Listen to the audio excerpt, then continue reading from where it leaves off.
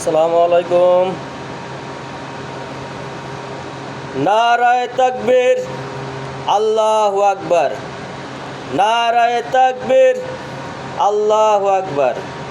নারায়ে তাকবীর, আল্লাহু আকবার।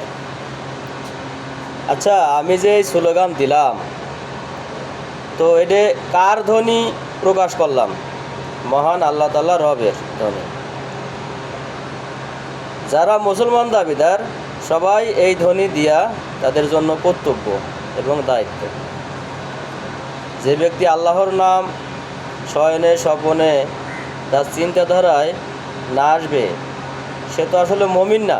যেমন ইমানের অধ্যায়ে একটা হাদিস আছে বুখারী শরীফে, সেখানে বলা হয়েছে যে ব্যক্তি আল্লাহ এবং আল্লাহর রাসূলকে অধিক ভালো না বাসে, মানে সন্তান, টাকা পয়সা, ধন দৌলত যাই কিছু আছে, সব থেকে বেশি ভালোবাসতে হবে আল্লাহ এবং আল্লাহর রাসূলকে।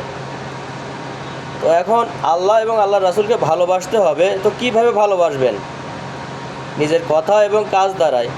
তো সেই কথাই যদি মুখ বন্ধ করে দেয় যে আল্লাহু আকবার ধ্বনি দেওয়া যাবে না, তাহলে তারা কোন পর্যায়ে আছে? আচ্ছা, আমি আর একটা কথা জিজ্ঞেস করি, যারা ছাত্র দল করে বা ছাত্র লীগ করে, এরা কি মুসলিম না? আর এদের যদি আল্লাহু আকবার বলা হয়, তো এদের কি সমস্যা? আসলে এদের কি সমস্যা? এদের কি দলীয় কোনো চিন্তা ভাবনা আছে যে এরা আল্লাহু আকবার ধ্বনি দিতে পারবে না বা বলতে পারবে না, এরকম কোনো ন্যারেটিভ আছে নাকি? থাকলে আমাকে একটু জানায়েন। তো যদি থেকে থাকে এরকম কিছু, তাহলে এই দলের কি ভবিষ্যৎ? বা ইসলামী দেশ, ইসলামী রাষ্ট্র কাঠামো নির্মাণে তারা কি ভালো ভূমিকা রাখতে পারে, এটা তো আমার চিন্তাধারার ভিতরে আসে না। আমাদের এক বোন, সে আল্লাহু আকবার ধ্বনি দেওয়াতে তার কাছ থেকে মাইক ছিনিয়ে নিল এবং তার কথা বলতে দিল না। তার বিরুদ্ধে কি ভাই, এগুলো কি শুরু করেছেন? এরকম করলে আপনাদের ভোট বা আপনাদের জনপ্রিয়তা থাকবে? এটা ভাই মুসলমানের দেশ, আপনি ভুলে যেন না।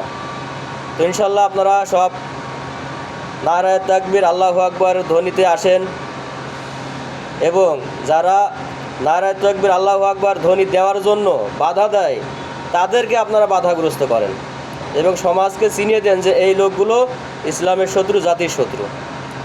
আসসালামু আলাইকুম রহমতুল্লাহ বারাকাতুহু।